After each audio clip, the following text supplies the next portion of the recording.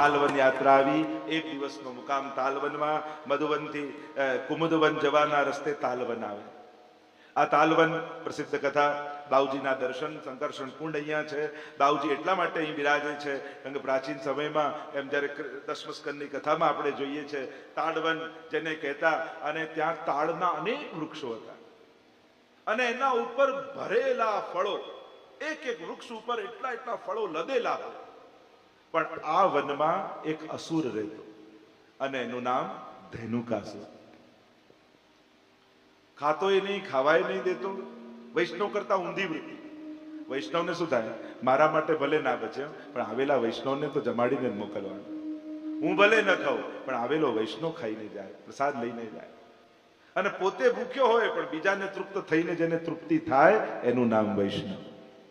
બીજાને લેવડાવીને જેને તૃપ્તિ આવે, જમે વૈષ્ણવ અને ઓડકાર આવે આને, એનું નામ ભગવતી. પ્રભુ પધાર્યા છે. સંક્ષિપ્તમાં ચરિત્ર તો ઘણું. કથાડવનમાં ધેનુકાસુર વધની કથા, અને મહાપ્રભુજી એને દેહાધ્યાસ કહે છે. આ જે ધેનુક છે ને, ધેનુકાસુર, એ દેહાધ્યાસનું પ્રતીક છે. અને દેહાધ્યાસ દરેકને લાગેલો છે. આ દેહ બુદ્ધિ બહુ સ્વાભાવિક છે, બહુ સહજ છે. હું અને મારું એ દેહાધ્યાસ. અને આ દરેકના જીવન મેં અરુ મોર તો રતે માયા. માયાની શરૂઆત જ આ અવિદ્યારૂપ પુત્રની શરૂઆત જ એનાથી થાય છે. મારા ને તારા, ગીતાજીની શરૂઆત જ થઈ. મામ કહા પાંડવાસ થઈ, મારા ને તારાથી શરૂઆત થઈ. અને પ્રભુએ દાઉજી દ્વારા વધ કરાવ્યો ધેનુકાસુર. અને જે લીલા દાઉજી દ્વારા થઈ છતાંય કહેવાય કૃષ્ણ લીલા. ભગવાને આ બધા અસુરોને માર્યા. ત્યાં સુબોધની આદિમાં મહાપ્રભુ સમજાવે છે કે જે કાર્ય ભગવદ આવેશથી થયું હોય એ કાર્ય ભગવાને કરેલું જ જાણે. અને એટલા માટે જ દાઉજી એમ છે ગૌર, સફેદ રંગના છે દાઉજી. પણ પુષ્ટિ માર્ગની ઘણી હવેલીઓમાં દાઉજીના સ્વરૂપ બિરાજે છે, પણ આપણે ત્યાં શ્યામ દાઉજી બિરાજે છે, શ્યામ રંગ. આપણે ત્યાં ગૌર દાઉજીની સેવા નથી થતી. બલરામજી શ્વેત છે પણ આપણે ત્યાં શ્યામ. કારણ કે જે દાઉજીમાં જે લીલા કરતા ભગવદ આવેશ પ્રગટ થયો ત્યારે એ ભગવદ રૂપ બન્યા. અને એ ભગવદ રૂપ દાઉજી આપણે ત્યાં સેવનીય છે. શ્રીનાથજી અને દાઉજી ઘણીવાર લોકો કન્ફ્યુઝ થઈ જાય. ઓળખવા સાવ સહેલા. જેનો જમણો હાથ ઊંચો હોય આમ એ દાઉજી, અને જેનો ડાબો હાથ ઊંચો હોય એ શ્રીનાથજી. દાઉજીનું સ્વરૂપ તમે જોશો ને તો આમ જમણો હાથ ઊંચો હોય દાઉજી. અને ઘણા દાઉજીના ભગત હોય પણ જુદી રીતે. એટલે પેલું ભાંગ ભોગ ધરે ને, એટલે ઘણા લોકો બહુ અનન્યતાથી માનતા હોય. તો બ્રજનું એક ભોજન જ છે એક પ્રકારનું. બ્રજની અમુક રીત છે અને એ રીતના અંગરૂપ છે, તો ત્યાં એમને ભોગ આદિ આવે. તો દાઉજીનું સ્વરૂપ ત્યાં બિરાજે છે. દાઉજીને વંદન કર્યા. ધેનુકાસુર વધની કથાનું અહીંયા વર્ણન આવે છે. એની સાથે ઠાકોરજીની આ રહસ્યમય લીલા અહીંયા થયેલી છે. એકવાર રાસમાં સ્વામીજીએ માન ધરીને રાસથી પધારી ગયા અને ઘણા પ્રયાસ ઠાકોરજીએ કર્યા અને સ્વામીજીનું માન ન છૂટ્યું. તો પ્રભુ પણ અંતર ધ્યાન થઈ અને એક સરોવર હતું, એમાં નીલ કમલ હતા. એમાં જઈને ઠાકોરજી સંતાઈ. અને આપનું મુખ પણ નીલકમલ જેવું જ છે. અને સ્વામીજીને થયું કરે મારાથી માન ધર્યું ને પ્રભુ અમનેથી રિસાઈને જતા રહ્યા. ચારે બાજુ ગોતવા લાગ્યા, પ્રભુ ક્યાં મળે, ક્યાં મળે, ક્યાં મળે. અને એટલામાં ચંદ્રાવલીજી ને વિશાખાજી આવ્યા. કહ્યું કે લાવો અમે તો આપને શોધવામાં મદદ કરીએ, ચાલો આપણે ઠાકોરજીને ગોતીએ. અને ચારે તરફ ગોતવા લાગ્યા ને કહ્યું ક્યાંક આ નીલકમલનું સરોવર છે એમાં ઠાકોરજી ના છુપાયા હોય, લાવને ત્યાં શોધીએ. અને સરોવરમાં ઉતર્યા, એક એક નીલકમલને ખસેડવા લાગ્યા અને એટલામાં નીલકમલની વચ્ચે છુપાયેલા શ્યામ સુંદર પ્રગટ થઈ ગયા. બોલો કૃષ્ણ કનૈયા લાલ કી જય. અને ત્યારે યાદ અપાવ્યું કે આપે ચંદ્રાવલીજીને ત્યાં પધારવાનું વચન આપ્યું હતું, હવે આપ એ વચન નિભાવો. અને ઠાકોરજી ત્યાં પધાર્યા, ચંદ્રાવલીજીને ત્યાં, અને રાસ થયો. એવા પ્રકારને ત્યાં યુગલ સ્વરૂપને પધરાવી મહારાસની લીલા કરી. એવી લીલાનું ગુઢ રૂપે વર્ણન આ મધુવનની લીલામાં આવે છે. અને આ તાલવનની લીલા અલૌકિક છે, દિવ્ય છે. જુદા જુદા અસુરોને માર્યા, જુદા જુદા તીર્થોનો વાસ છે, જુદા જુદા દેવતાઓનો વાસ, એની તો કથા આવે. પણ બ્રજની પ્રત્યેક સ્થાનમાં પ્રભુની આ રસાત્મક લીલાઓ નિત્ય થાય છે. અને એટલા માટે વ્રજના મહાત્મ્યનું દર્શન કરતા કરતા મહાત્મ્યનું તો દર્શન થાય, પણ આ લીલાનું રસાત્મક દર્શન થાય. અને આ રસાત્મક રૂપે વ્રજ જ્યારે દેખાય ત્યારે જ વ્રજયાત્રા થઈ કહેવાય. અને એટલા માટે જ્યારે જ્યારે વ્રજયાત્રા હોય ત્યારે રોજ સાંજના વ્રજયાત્રામાં રાસલીલા થાય. વ્રજવાસીના બાળકો એ જે સ્થાન પર પ્રભુએ જે લીલા કરી હોય એ લીલાની રાસલીલા, એટલે જો લીલાઓ જુદી જુદી કરે, ત્યાં તમે જોશો તો માખણ ચોરી લીલા આવે કે દાન લીલા આવે કે અનેકવિધ પ્રકારની લીલાઓ કરે, પણ એને કહેવાય શું? આજે રાસલીલા છે. કહેવાય રાસલીલા ને, કારણ કે આ જેટલી લીલાઓ છે એ બધી જ રાસલીલાને અંતર્ગત લીલાઓ છે. આ બધી રાસમાં જ આવી જાય. દાન બાન ખેલ રાસ આ બધી રાસમાં આવી જાય. એટલે કહેવાય રાસલીલા કે વ્રજવાસીઓની આજે સાંજે રાસલીલા થવાની છે. એટલે રાસલીલા થવાની એનો અર્થ એ રાસ નહીં કરે, પણ આ જુદી જુદી લીલાઓ કરશે, પણ એ કહેવાય છે રાસ જ. અને રાસને અંતર્ગત આપણી 365 દિવસની જે સેવા છે ને એ પણ રાસનું એક પરિકર જ છે. એ રાસલીલાને અંતર્ગત જ લીલા છે. આ જેટલા મનોરથો આવે છે એ બધા રાસલીલાને અંતર્ગત છે. તો આમ ત્યાં નિત્ય વ્રજલીલામાં વ્રજયાત્રામાં તમે ગયા હો તો રાસલીલાના દર્શન થાય. અને જે જે રસાત્મક આવી લીલાઓ ઠાકોરજીએ સ્વામીજી સાથે કરી હોય એની લીલાઓનું ત્યાં અનુકરણ કરવામાં આવે, પ્રદર્શિત કરવામાં આવે. અને એ જ્યારે તમે જુઓ તો તમને લીલાનો ભાવ આવે. તો આમ આજની રાત આપણી પરિક્રમા તાલવનમાં નિવાસ કરશે. અને કાલે પછી આ પરિક્રમા આગળ વધશે, કારણ કે એક દિવસનો મુકામ આવે છે. હવે જે નિયમ હોય મારાથી તોડાય કઈ રીતે? તો આપણી વ્રજયાત્રા પહોંચી તાલવન મુકામ કર્યો હતો ગઈકાલે. આ તાળવન જેને કહીએ, તાલવન કહીએ, ધેનુકાસુરનો ઉદ્ધાર પ્રભુએ કર્યો. અનેકવિધ પ્રકારની લીલાઓના આપણે દર્શન કર્યા.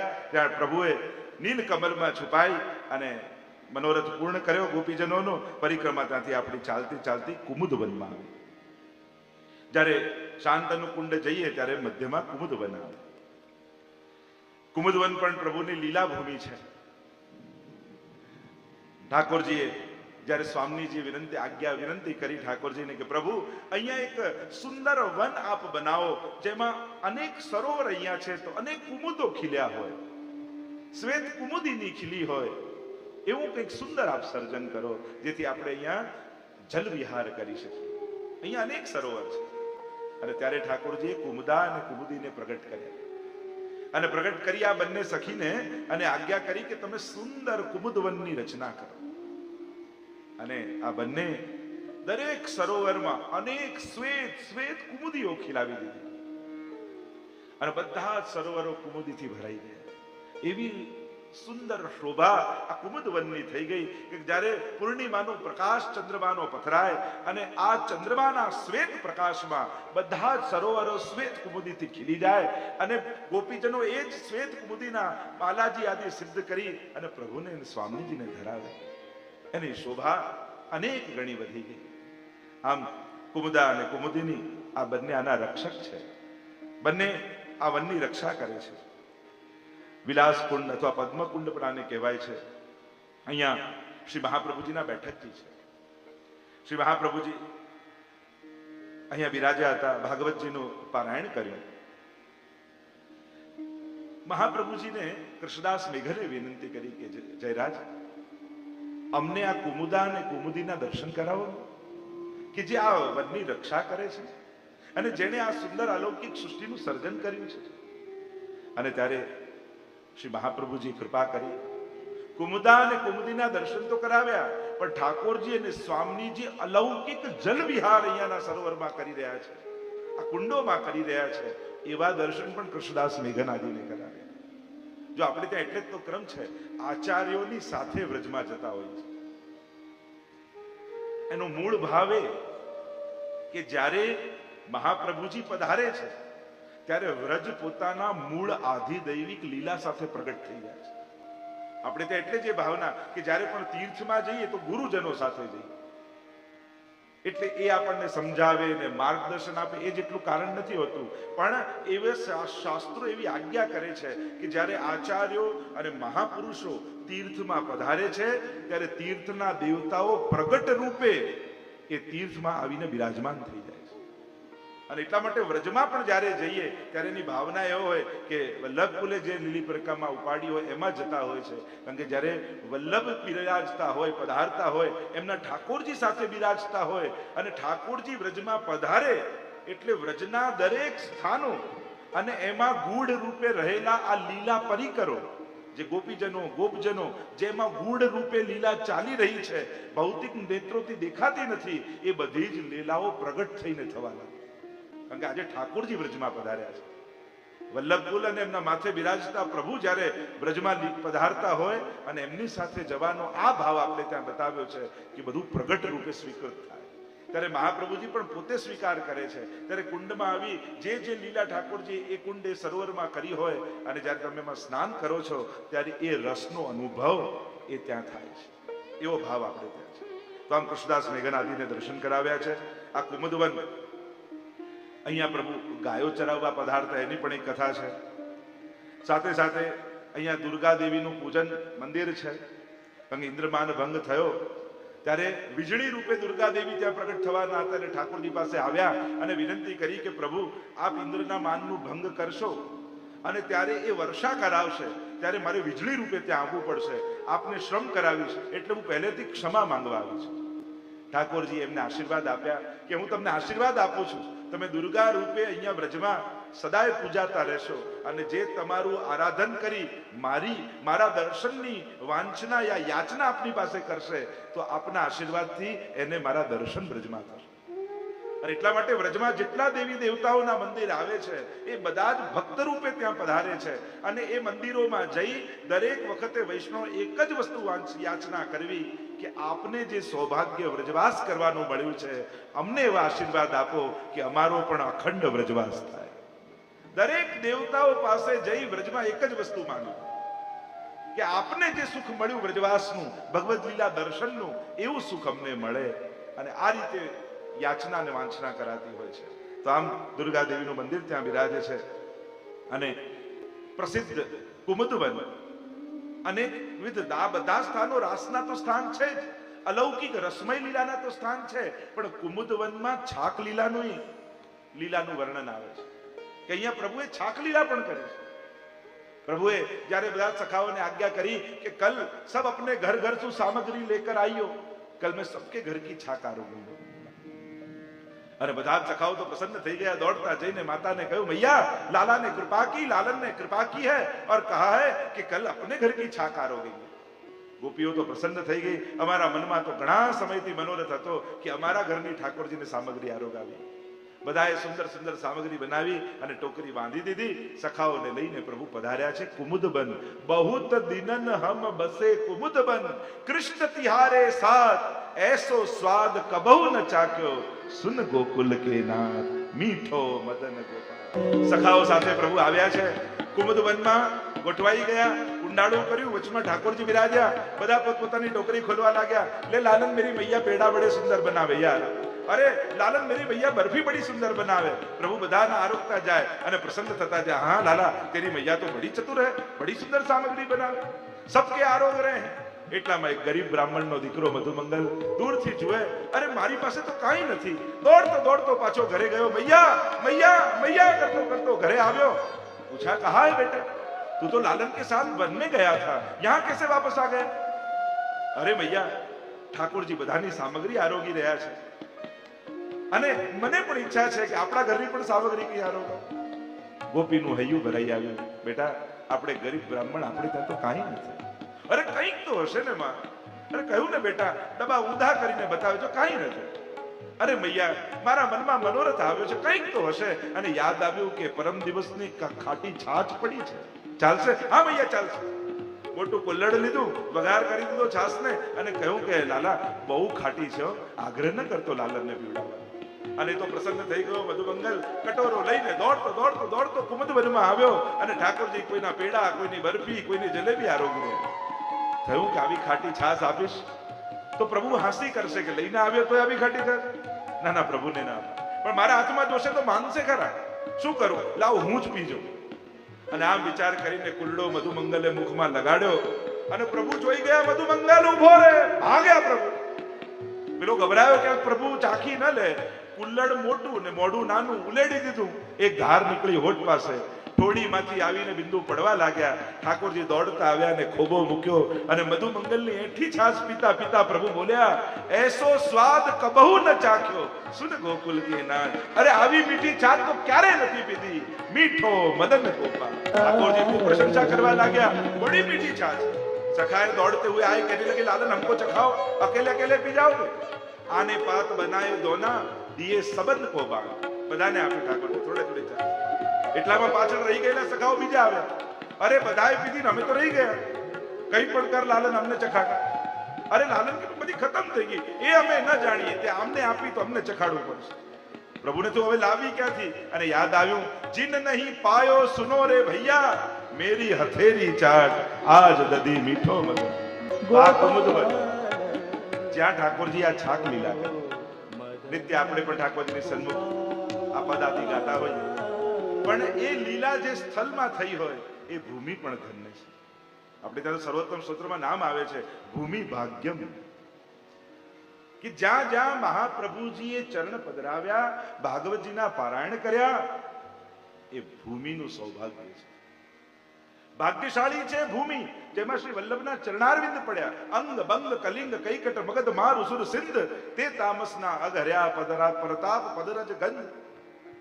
અને અનેક જીવ પર કૃપા કરવા દેશાંતર પદે પ્રવેશ, અને કોમલ પદ જ્યાં કમલ વિલસે, ધન્ય કહું તે દેશ.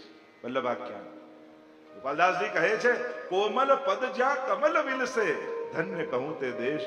જ્યાં શ્રી વલ્લભના ચરણનો સ્પર્શ જે ભૂમિને મળ્યો એ દેશ ધન્ય છે, એ ભૂમિ ધન્ય છે. એમ જ આ વ્રજની ભૂમિ ધન્ય છે કે જ્યાં ઠાકોરજી આવી આવી લીલા કરી છે. એટલે વ્રજની જે જે સ્થાનોમાં તમે જાઓ, આ બધી ઠાકોરજી વ્રજ કમળની એક એક પાંખુડીઓ છે.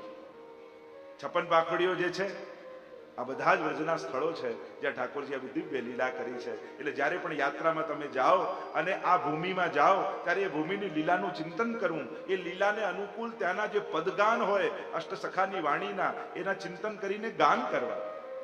કારણ કે અષ્ટસખાની વાણી એક એવો મંત્ર છે કે જેમ મંત્રને આધીન થઈ દેવતાઓ સામે આવીને ઉભા રહી જાય, એમ અષ્ટસખાની વાણીના કીર્તનો એવા મંત્ર છે કે જ્યારે એ ગાઓ તો એ લીલાઓ આંખની સામે પ્રગટ થઈ જાય. જેમ આહ્વાનના મંત્રો હોય છે દેવતાઓના, અને મંત્રને વશ થઈ દેવતાઓ મંત્ર આધીન સૌ દેવતા, એમ ભક્તિભૂષણમાં દયારામભાઈ કહે છે મંત્રને આધીન છે દેવતા, અને ઠાકોરજી ભગવદીઓની વાણીને આધીન છે. અને એટલા માટે કોઈ બી સારું કાર્ય પણ કરવા જતા હો ને તમે, તો કોઈ ભગવદી, કોઈ વૈષ્ણવ, કોઈ ગુરુજન એની પાસે આશીર્વાદ લે. ભલે દિલથી આપે કે ના આપે, એને કહ્યું ઠાકોર તમને સફળ કરે, આટલું બોલી બી દે ને તો ભગવદીઓની વાણીની લાજ ઠાકોરજી રાખી લેતા હોય છે. ખાલી બોલી પણ દે, કેવળ વાણીથી કહી દે ને તો બી એની બિચારું દિલથી આશીર્વાદ આપ્યા કે નહીં, સારા આપ્યા નહીં. ઘણા લોકો દિલથી આશીર્વાદ આપે તો એની જરૂર નથી. ખાલી વાણી કોઈ ભગવદીઓની નીકળી જાય, આચાર્યોની, મહાપુરુષોની, કોઈ વૈષ્ણવની પણ, તો એ વૈષ્ણવના શબ્દોની લાજ ભગવાન સાચવતા હોય છે. એટલે શુભ કાર્ય કરવા જતા હોઈએ ત્યારે વડીલોને તો પગે લાગીએ, પણ કોઈ વૈષ્ણવના આશીર્વાદ લેવા, કોઈ ગુરુજન, કોઈ ભગવદીજન, કોઈ સંતજનના આશીર્વાદ લેવા, જેથી એ વાણીની લાજ ઠાકોરજી રાખી તમને તમારું કાર્ય સફળ કરે. આ વિધાન છે, આ વિવેક છે આપણે ત્યાં. અને એટલા માટે એ સ્થળોની મહત્તા આપણે ત્યાં ગવાઈ છે. જે જે સ્થળોમાં જે લીલા થઈ હોય, લીલા મધુરા, આપણે ત્યાં એટલે જ કહ્યું કે આ લીલા બધી આનંદાત્મક છે. ઘણીવાર તમને લીલામાં એમ લાગે આને અપરાધ થયો, આને ક્રોધ કર્યો, આને દ્વેષ કર્યો. તમે લીલાના પ્રસંગો વાંચો ને તો એમાં પણ એવું આવે તો તમને એમ થાય કે સાંસારિક આ વૃત્તિઓ લીલામાં કઈ રીતે, એમાં ક્રોધ કેવો, એમાં આવો ઈર્ષા કેવી, એમાં આવા દોષ કેવા. તો કહું લીલામાં બધું લીલાત્મક છે. એને આ વ્યવહારિક જગતના દોષ ગુણ સાથે નહીં સરખાવવું. કારણ કે અહીંયા ભૂતલ પર સંસારમાં જે ગીતાજીમાં બતાવેલા તામસ, રાજા, સાત્વિક ગુણો પ્રધાન એ પ્રકારની પ્રકૃતિ છે, એ પ્રવૃત્તિ પ્રધાન, પ્રકૃતિ સ્વભાવ પ્રધાન, એ સ્વભાવના ગુણો છે, પ્રકૃતિના ગુણો છે. પણ મહાપ્રભુજીએ સુબોધનીજીમાં જે ગોપીજનોના ભેદ બતાવ્યા, આ તામસ ગોપી, આ રાજસ ગોપી, આ સાત્વિક ગોપી, એ ગીતામાં બતાવેલી પ્રકૃતિના ભેદ પ્રમાણે નથી, એ ભાવનાના ભેદ છે. તામસ ભાવ, રાજસ ભાવ, સાત્વિક ભાવ, એ ભાવનાના ભેદ છે. એને પ્રકૃતિના ભેદ સાથે મેળાપ ન કરતા, નહીં તો ગણિત ઊંધા પડવા લાગશે. ઘણી વાર એમ થાય ગીતાજીમાં તામસ, તો આપણે તામસ પ્રકરણ, એટલે ગીતાજીમાં તમે જો તામસના બધા લક્ષણ જોવા જાવ તો કે આ બધા આવા છે, તામસ ભાવ છે. એટલે આ એક નાનકડો વિવેક સુબોધનીને સમજતા પહેલા ભક્તોની પ્રકૃતિને સમજવી પડે. ગોપીઓ કયા પ્રકારની ગોપી કયો શ્લોક ગાઈ રહી છે, એ ગોપીને સમજો તો જ એના શ્લોકનું સાચું અર્થઘટન કરી શકાય. જેમ ગોપી ગીત આવે તો 19 પ્રકારના ગોપીજનો, આખા બધા જ ગોપીઓ એક જણાએ ભેગા મળીને 19 શ્લોક ગાઈ નથી દીધા. દરેક શ્લોક ગાનારી ગોપી જુદી છે, એમના ભાવનાના ભેદ છે. એટલે તો તામસ સૌથી પહેલું પ્રકરણ આવ્યું. તેમ થાય કે સાત્વિકોને નિર્ગુણોને પહેલા રાખવા જોઈએ. દસમ સ્કંદમાં જોવા જાવ તો જન્મ પ્રકરણ પછી તામસ પ્રકરણ આવી જાય. તામસ ભાવ છે અને એ ભાવને શિરમોર કયો છે. અને એ પ્રધાન ગોપીજનો નિસ્સાધનતા, અનેક પ્રકારની એની ચર્ચાઓ કરી શકાય છે. તો આ બંનેમાં ભેદ છે. એટલે લીલાના પ્રસંગોમાં જ્યારે તમે 3 જન્મની વાર્તા વાંચતા હો 84 વૈષ્ણવની, ત્યારે સૌથી પહેલા પૂર્વનું લીલાનું ચરિત્ર આવે કે ચલો આ બહુ ભાષીની સખી ના બોલી ને શ્રાપ લાગ્યો, આમને ક્રોધ આવ્યો, આમનાથી આ થયું. તો એ જે પણ વાંચો એ બધું લીલાત્મક છે. એને વ્યવહાર જગતના લક્ષણો સાથે સરખાવતા નહીં. અને આનંદસ્ય હરેર લીલા, પ્રભુની સમગ્ર લીલાઓ આનંદાત્મક છે. એટલે બધા આનંદના ખેલ છે. જેમ કોઈ નાના બાળકો નાટક કરીને યા કોઈ નાટકમાં રોલ કરતો હોય અને નાટક ચાલતું હોય ને કોઈ વિલનનો રોલ બહુ સારો કરે, ત્યારે જેટલા પણ શ્રોતાઓ કે દર્શકો હોય એ ખીજાઈને જતા ના રહે, એને એપ્રિશિએટ કરવા આવે, બહુ સારો રોલ કર્યો. ખરેખર આને તો નહીં તો વિલનનો એવોર્ડ કોઈને મળે. નાટકમાં તો વિલનનો રોલ એટલે એવોર્ડ મળે, પિક્ચરમાં કે એમાં જેને સારો રોલ કર્યો લોકો વિલનને યાદ આને બહુ સારી એક્ટિંગ કરેલી વિલનને. નહીં તો ખરેખર ખરાબ કામ કર્યું હોય તો એને તો ધૃણા આવવી જોઈએ. પણ આ નાટક છે અને નાટકમાં જેને જે રોલ મળ્યો હોય એ ઉત્તમ રીતે નિભાવે, એમાં જ એ રસ ઉદ્દીપન કરનારું બને છે. એ રીતે આનંદસ્ય હરેર લીલા, એ બધું મૂળમાં શું હોય છે? આનંદ માટે. તમે નાટક પિક્ચર જુઓ તો 9 રસો પ્રગટ કરી આનંદની અનુભૂતિ કરાવવામાં. 9 રસોમાં આનંદ. તમે એમ કહો કે ચલો હાસ્ય રસમાં, શૃંગારમાં, આ બધામાં તો આનંદ, ભયાનક રસમાં આનંદ. હા, તમે પૈસા ખર્ચીને હોરર મૂવી જોવા નથી જતા? જો આનંદ ન હોત તો પૈસા ખર્ચીને જાત? ડરવાનો પણ એક આનંદ છે. હવે સીધી ગાડી ઉપર જતી હોય તો લોકો ટ્રેકિંગ કરીને કેમ જાય? અરે થાકવાનો આનંદ છે. નહીં તો સીધી કાર પહોંચે જ છે ને, ટ્રેકિંગ કરવાની શું જરૂર છે? લોકો કરે છે, જેમાં રસ છે એમાં આનંદ છે. તો આ 9 રસો, એ ભયાનક હોય, બીભત્સ હોય, અદ્ભુત હોય. આર્ટ મૂવી તમે જોવા નથી જતા? ઘણીવાર બીભત્સ રસ જેવું આવે, તમને જોઈ ન ગમે, છતાંય પૈસા ખર્ચીને જાઓ ને, એવોર્ડ એને વધારે મળે. કારણે તો ખરેખર રિયલ જેવી એક્ટિંગ કરી એવું લાગે ને આર્ટ મૂવીમાં. તો 9 રસો એ આનંદ પ્રગટાવનારા છે. તો અમારા ઠાકોરજી પૂર્ણ પુરુષોત્તમ એને જ કહેવાય જે પોતાની લીલામાં 9 રસોને પ્રગટાવે. મલ્લા નામ સદી નૃણામ વરો શ્રીનામ વરો મૂર્તિમાન ગોપાનામ સજનો સતામ સિદ્ધિ ભુજામ શાસ્તા સપિત્તો શિશુ. રંગ મંડપમાં જ્યારે કંસની સભામાં પધાર્યા પ્રભુ, ત્યારે જેનો જેવો ભાવ હતો મથુરા વાસીઓનો, ભગવાન એને એવા જ દેખાયા. અને સુબોધનીમાં મહાપ્રભુજી કહ્યું કે આ 9 રસો પ્રભુએ અનુભવ કરાવ્યો. એવું ગૌચાર લીલામાં સખાઓને 9 રસોનો અનુભવ કરાવ્યો. આમ 9 રસોને જે લીલામાં પ્રગટાવે એ પૂર્ણ પુરુષોત્તમ. અને એટલા માટે અહીંયા જે લીલાઓ છે એ બધી લીલાત્મક છે. એને લીલાની દ્રષ્ટિએ જો લોકવત્તુ લીલા કૈવલ્યમ, એ ન્યાય લીલાત્મક દ્રષ્ટિએ એનું દર્શન થવું જોઈએ. જેમ કોઈ વિજ્ઞાનની વસ્તુ હોય તો એને વૈજ્ઞાનિક બુદ્ધિ જ જોવાય, એને કોઈ કલાકાર યા કોઈ કવિની બુદ્ધિ ન જોવાય. કવિતા હોય તો એને કવિની બુદ્ધિ જ વાંચવું પડે. વૈજ્ઞાનિક બુદ્ધિ વાંચવા જો આવું તો કઈ થતું હશે? તો કવિ તો ગમે તે વિચારી શકે, એને કવિની બુદ્ધિ તો જ રસ આવે. એમ જ્યાં અલૌકિકતા હોય ત્યાં અલૌકિક બુદ્ધિએ જ જોવું પડે. તો આપણી બધાની તકલીફ શું થાય? આપણા દરેક ધર્મ ગ્રંથોમાં વિજ્ઞાન ગોતવા જોઈએ. આમાં સાયન્સ ક્યાં, આમાં સાયન્સ ક્યાં? અરે આ સાયન્સની બુક છે જ નહીં. આ સાયન્સની નથી, આ અધ્યાત્મની છે. જેનાથી સંસાર છૂટી જાય, જેનાથી સંસાર ભૂલાઈ જાય અને ભગવાનમાં આસક્તિ થઈ જાય, એના માટે આ ગ્રંથો છે. એટલે ધર્મ ગ્રંથોમાં વિજ્ઞાન ગોતવાની ખોટી મહેનત કરતા જ નહીં. કારણ કે આનું છે જ નહીં, અહીંયા એ ગોતવાનું જ નથી. અહીંયા તો આ વાર્તા થકી મારી સંસારની આસક્તિ ઘટી, મારી ભગવાનમાં આસક્તિ વધી, બસ એ જ ચેક કરવું.